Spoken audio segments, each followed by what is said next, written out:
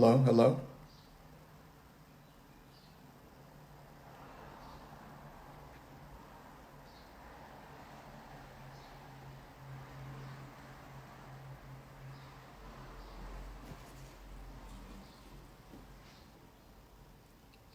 Hello, everyone. We're waiting for our guest to get on. Thank y'all for coming on right on time. Andy, what up?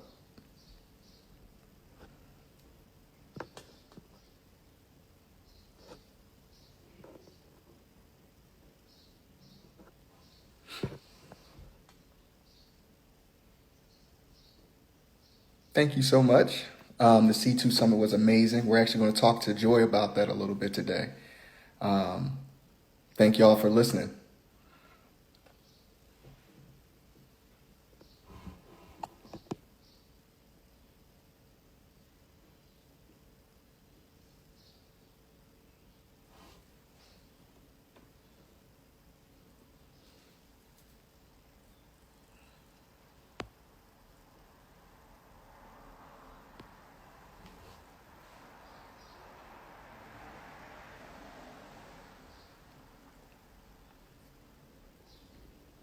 That's what's up, Elliot. Hopefully, when we open back up, you can come back and perform again. Glad to hear that. We're just waiting for our guest, the amazing Miss Joi Brown, to come on, and then we'll kick off. This should be a great session today. There we go.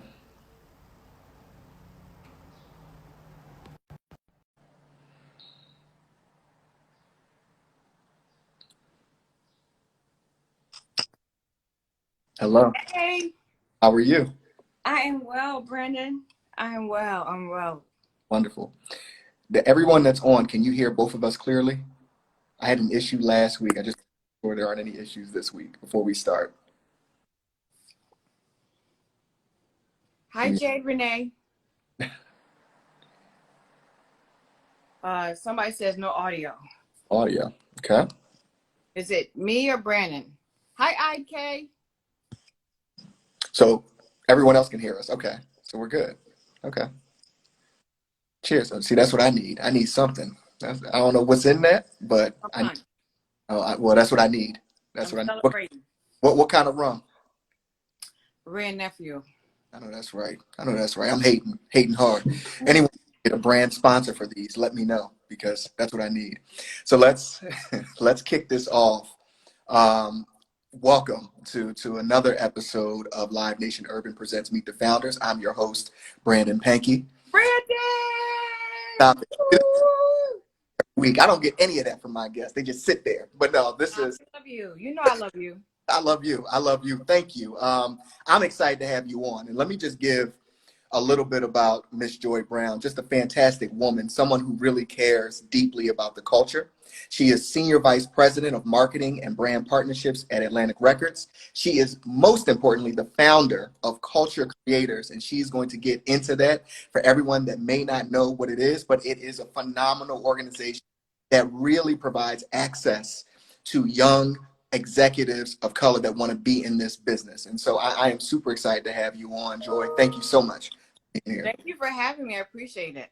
Absolutely. So let's do this. We usually ask all of our guests to go into their journey, but I want to do it in a couple of ways. One, let's go into your journey into the executive position that you're in now with Atlantic. And we'll start there. And then I want to go into culture creators because quite honestly, the work that you're doing is so important. I want to give that more than enough time during our interview.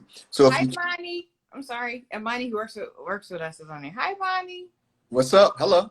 I worked hard over those 4 days. Whew. Well, no, let me just say this before we even get into that. Congrats on an amazing 4 days of the C2 Summit. Thank Incredible. you. Thank Yes. you. And you know what? It's funny because it was the first thing I've ever done in a virtual space. Like I really do lives, right? And so going through this journey has taught me so much, like in terms of lives, in terms of doing digital programming, virtual programming. And so I was like, oh, this is gonna be easy. You know, you just put people, tell them to show up on time, and Right. then you press go. No, Right. it was much more intense than that. And I was just talking to Lauren Eklund, who works with works with me, and I was like, I feel like after we do the awards brunch when I just crashed, today I've just been out of it. So that's why I had to have the rum punch. I need to liven up myself. Don't you worry about a thing. You're going to have me start having a little bit of drinks as well on these in future weeks. But I want to just say phenomenal. I thought you were going to curse me out when I was late moderating yesterday. Things happen. Like, that's the thing. And that's what I love about you guys. I loved about the students. Everyone was so patient. Mm-hmm. We were having difficulty connecting speakers with the students or speakers coming late, but everyone was patient. I mean, and I think about it, where are we going to go? Right. Exactly. But no, everyone that participated, all the students had great questions. They were phenomenal. Like, I Great. mean, there is some talent out there. Like, Yeah. when companies say they can't find talented people of color, I don't know where they're going. They need to come to Culture Creators because they were there. I can't wait to get into it. I can't wait. So here's what we'll do. All right. So give us your journey. How you started off in the music industry and ended up as senior VP of Atlantic Records. Let's start there, and then we'll get into Culture Creators. Okay. So, once upon a time, no way. I was living in DC. I just had finished graduating from Howard University, and I was working like government jobs, working for government contractors, and then I was throwing parties on the side. Mm-hmm. At the time, I was dating a promoter and watching him throw parties. And I Okay. was like, oh, I can do this too. So I started throwing my own parties without Right. him. And I called record labels and ask them if they had any artists that were on promo that could come through. They're coming through the DMV area because they were. Mm-hmm. And so, and at that time, like Bad Boy was around, and there were a lot of people in New York who came through Howard. And so, I was just trying to network and use my connections to call people to see who I can get to come through my parties. Right. And so, and interesting enough, it's so funny. I was a college rep for Howard University when Def Jam did their college tour, Yeah. and I met Kevin Liles. Now, he won't ever remember that, but like I was assigned Redman and Method Man, like to make sure they got to like Crampton on time, all that kind of stuff. Anyway, and so like I had been, dibbling, dabbling here and there. I didn't know what I wanted to do in music. Mm-hmm. I just knew that music was so much a part of it was in my DNA. It defined like who I was as a person. Like I express myself through music when I need to meditate or need to pray. I play music. It's just so much a part of who I am as a person. And Right. so there was no music scene in DC like that. And so I really tried to just network. I literally would take off work on Fridays, take a Greyhound bus up from DC to New York, and try to just meet people. That never really worked. Mm-hmm. And then I called Derek Dudley, who still manages Common at the Mm-hmm. time. He's a Howard graduate. And I said, I called and Derek. I said, no, I know you don't know me really well, Right. but because we knew each other, but not really well. Right.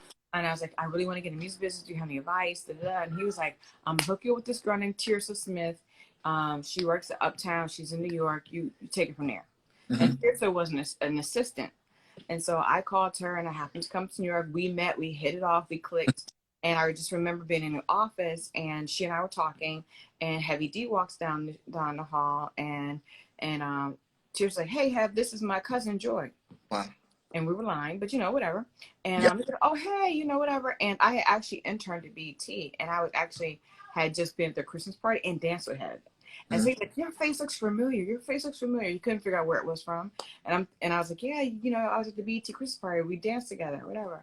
He said, well, come to our office. I came to his office. We sat down. He said, I'm going to give you a week. And that was my first thing. I came in as an assistant. And how I got to Atlantic Records was I left Hev maybe after a year and a half because I realized I want to do more than being an assistant. Mm-hmm. And at that time, I had been able to see what the different departments inside of music of a record label, and I liked what the marketing person did. Her name at the time was Nicole Dollison. I liked what she did, and I really wanted to work for her. And there was no position for me to do that Uptown, and so I again leaned on my Howard network. And my network of knowing other assistants. It's a so important network. And so I remember talking to Norma Augenblick and Miote Blacknor, and they're like, oh, there's this guy named Ron Gilliard runs the marketing department at Motown, and I hear they're looking for an assistant. And so I was like, I know Ron. I remember Ron from Howard because he was like a student council president. Mhm. And so I called him, told him I went to Howard University. And he's like, I remember you. And he said, I can't physically hire you. You got to interview these two women. Right. So I interviewed with them, got the job, and that was my first entree into product management. And it was incredible. I really was like the first one to arrive, last one to leave. I really got the chance to like really put together marketing plans, and I loved it. I loved it. So fast forward, you know, as things happen in our business, companies get sold. Mhm. Motown, which is I mean at that time was probably Polygram, got sold by Seagrams. We all lost our jobs, and I was out of a job for a minute. And then Leote Blacknor, who actually worked for Puff, she was assistant when I was assistant, but she had left Puff and went to this record label called Undies Entertainment. Well, she Mhm. called me to come in and do marketing for Undies, which was the Little Kim side, Mhm. right? So Un and Biggie had established this label for Little Kim and Junior Mafia, and she said, "Listen, I'm the junior manager over here. They need a marketing person. It don't pay a lot. It Mhm. actually paid me less than I made as an assistant at Motown." But Right. what I realized opportunity was, it was about taking that no matter how much it paid, because I knew it would get me out of being an assistant. Mhm. Took it. I started being the marketing person for Little Kim and Junior Mafia, and then that label was distributed by Atlantic Records, so I Mhm. had to interact with Atlantic Records all the time. And so yeah, so then I just worked really hard. I worked really hard with I was barely paying my rent, but I worked sun up, sundown, but it was worth every single sweat and tear and late rent fee that I had to pay. Because when it came time for Atlantic was looking for a marketing person, and then it's I've been blessed because every single time a situation ended, I've been blessed with a new door opening, right? Mhm. So we'll talk about how we should not look at closed doors.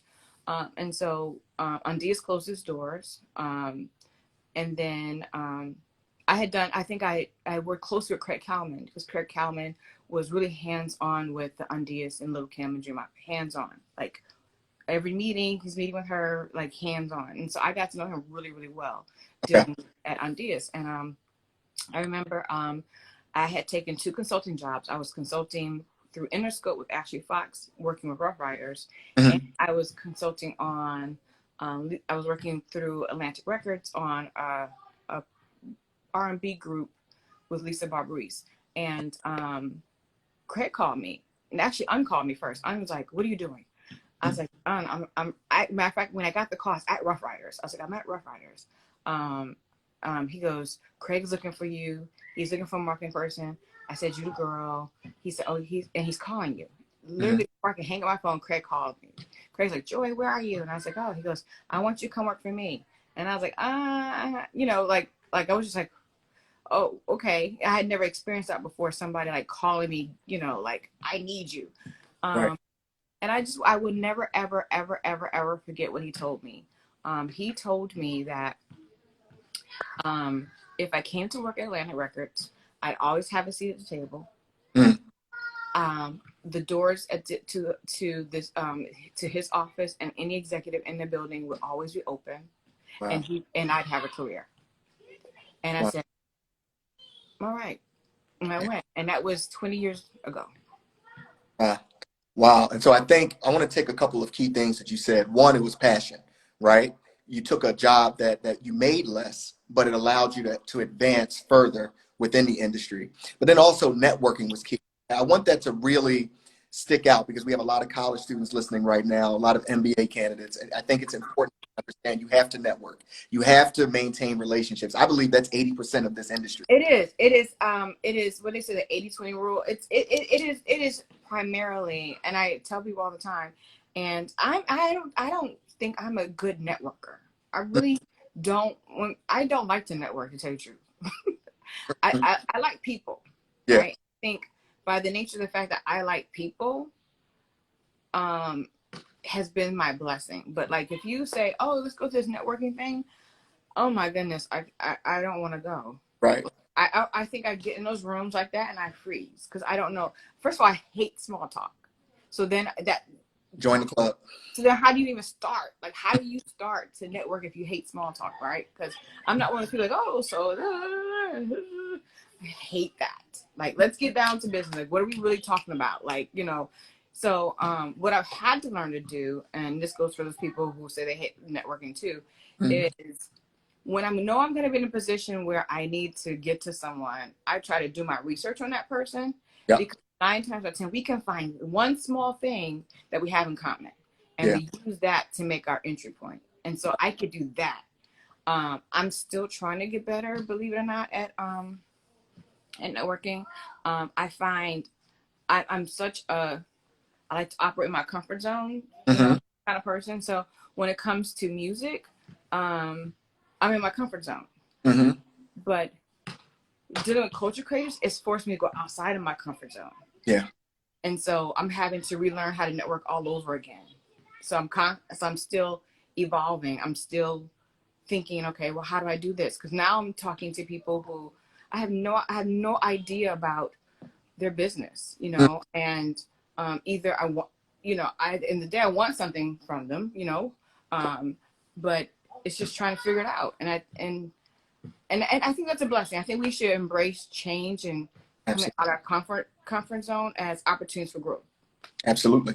Let's go into culture creators. There's so much we could actually talk about with Atlantic Records, and I do have a question, but I really want to spend some time talking about culture creators. Why did you create it? What is culture creators? And can you talk about some of the, panels and conferences and things that you've already done to build up what culture creators is today?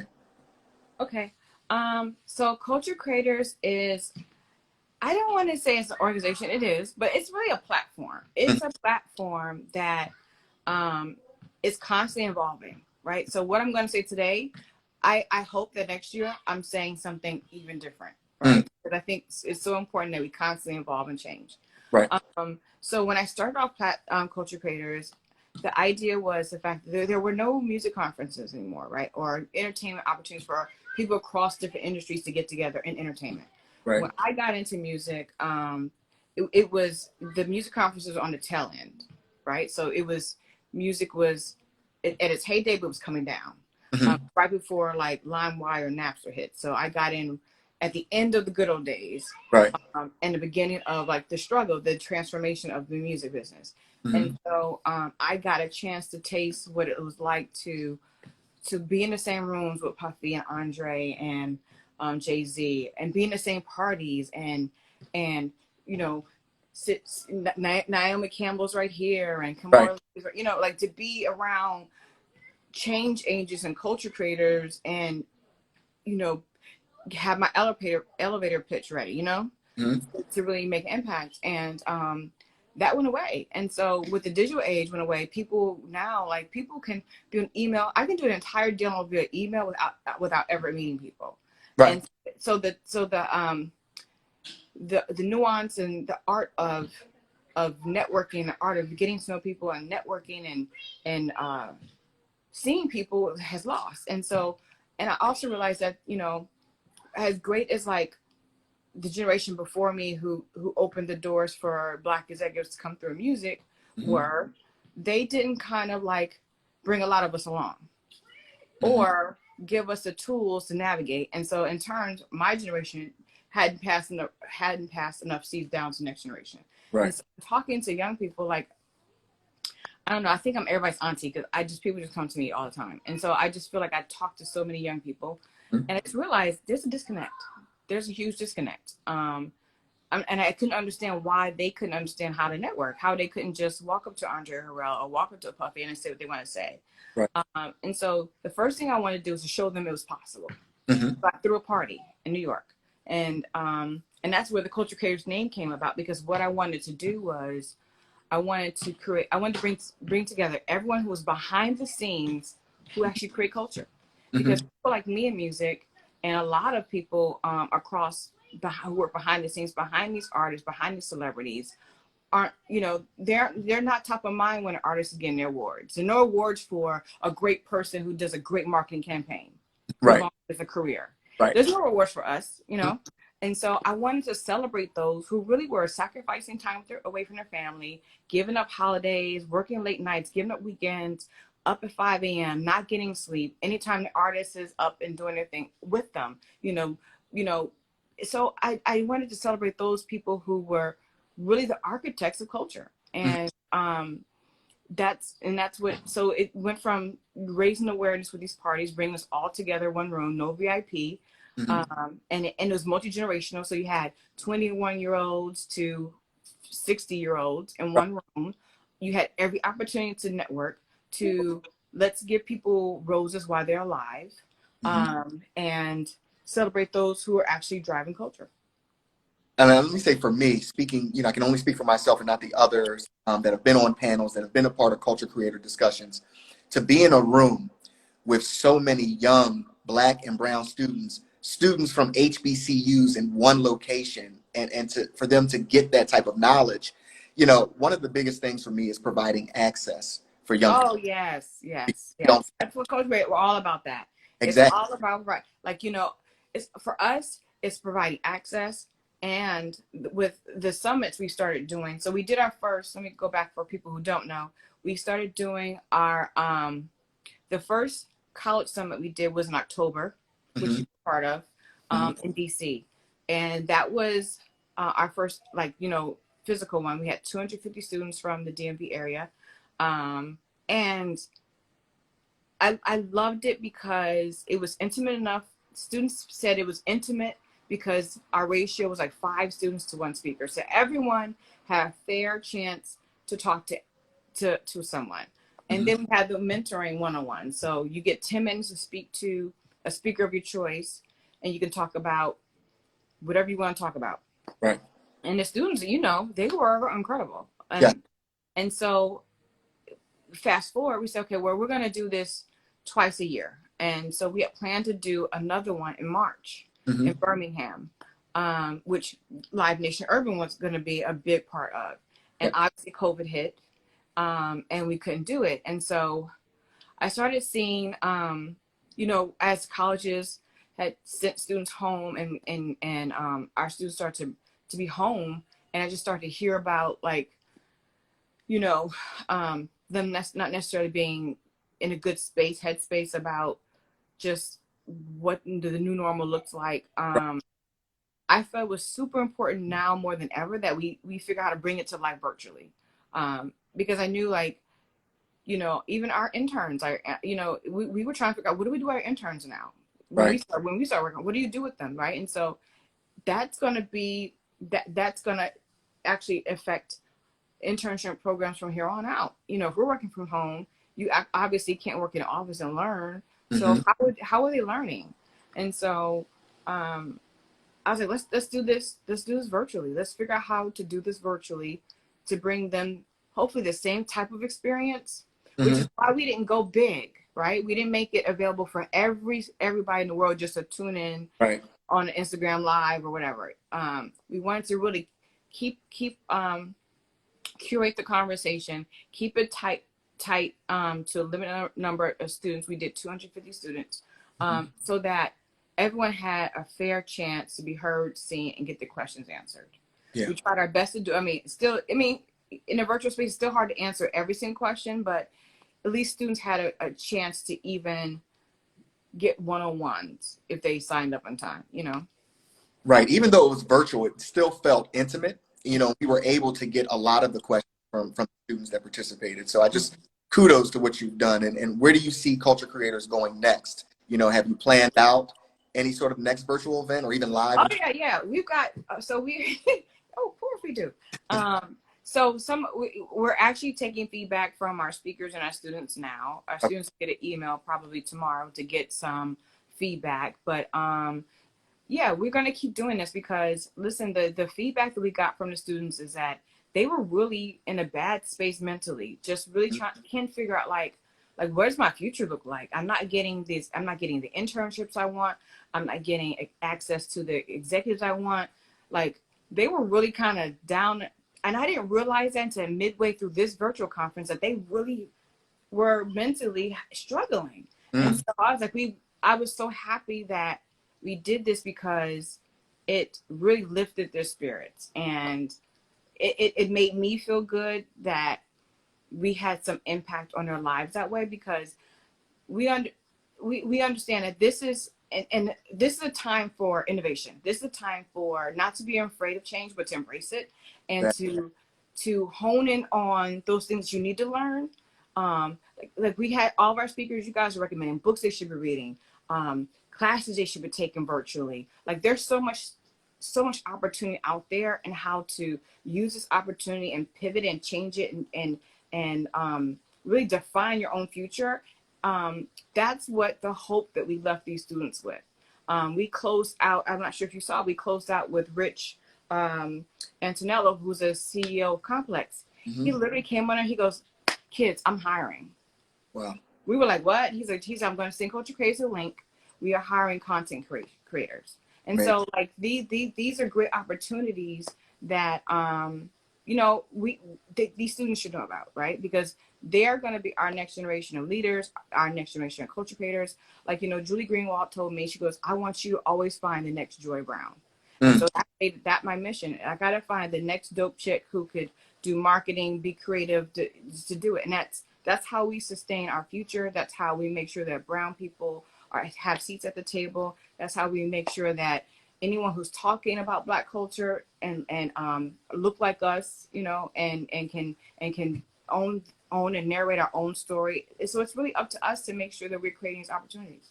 No, I agree. I mean, I don't know what else to say, Joi. I mean, that's the way I think that we should close this. It's really important that we provide the access, and having you and culture creators doing this in such a big way, it's absolutely instrumental in creating those next executives of color. So thank you for the work. Wow. Listen, I feel like this. I don't feel like I deserve a thank you. I feel like we all do it. We all should be doing it. And that's how I honestly look at who we give Culture Creator Awards to. Because to me, I was telling someone the other day, I think I was talking to Tanika, I was like, it's not about having a great, fabulous job, or being a fabulous manager, or being a fabulous lawyer, that's great. You can floss, you can do this. That's great. It's not about that. But what are you doing with that? Right. How are you making sure that are you making sure that your workforce is diverse? Are you talking to students? Are you mentoring? Like, what are you doing outside of having this fabulous job? Because having a great job does not ensure the success and the lineage and generational wealth of the next generation. We've got to, as we climb, we got to pull people along the way. And so that, to me, that's about someone who's really, really driving culture, like who's really invested in it, and doing what they can to ensure that they're bringing people along the journey. Yeah, it's an old adage, but knowledge is power. And I think this is a platform that provides young people to have that knowledge to be successful in their careers. So and also too about telling people's story who they might not know about. Because when I go talk to colleges, students tend to pick whoever's popular on Instagram. Right. Or TV, where there are so many C-suite level executives. There are people who are entrepreneurs, financiers, VC people who are driving major moves that they don't have access to or don't know about, because one, these people may not be flossing on Instagram, whatever, but life is so much bigger than the flash that we see on Instagram. And if you don't pay attention, you can miss a lot of opportunities. And with students, most students want to be entrepreneurs. There's so many ways for, like, I've never seen the opportunities. There weren't opportunities like out there, like I feel like for like there is now for young people that I was when I was young, like to be an entrepreneur and have people be invested. And so my goal is to give people access and exposure and tell people stories and connect them. And there it is. And Joi, I think we're gonna have to bring you back because I think everything that you say is so insightful. So thank you. Thank you for being. And thank you, Sean G. You guys have always, like, I don't even like. It's gotten so bad that I don't even like really ask you guys. I just put you on stuff. I just saw my name on the email. Said, I was like, yeah, Brandon, yep, Sean, and I love Sean G. Sean G was like, Joi, whatever Culture Creators does, Live Nation Urban is there. I was like, I appreciate the support. So anytime I can support whatever you guys are doing, listen, I think we got to pay it back and forth. I'm here. Yeah, and the feeling is mutual. So thank you, Joi. Thank you. You're welcome, Brandon. You deserve it after an amazing 4 days. And we'll have you on, you know, at another time. So I Yeah, appreciate I'd it. love to. We can do more. Let's figure this out. Love it. I love it. This has been another episode of Live Nation Urban Presents Meet the Founders. I've been your host, Brandon Pankey, with the best guest ever, Miss Joi Brown. Thanks, everyone, for listening. Have an amazing Memorial Day weekend, and we'll be back next Friday. Take care. Love you guys. Bye.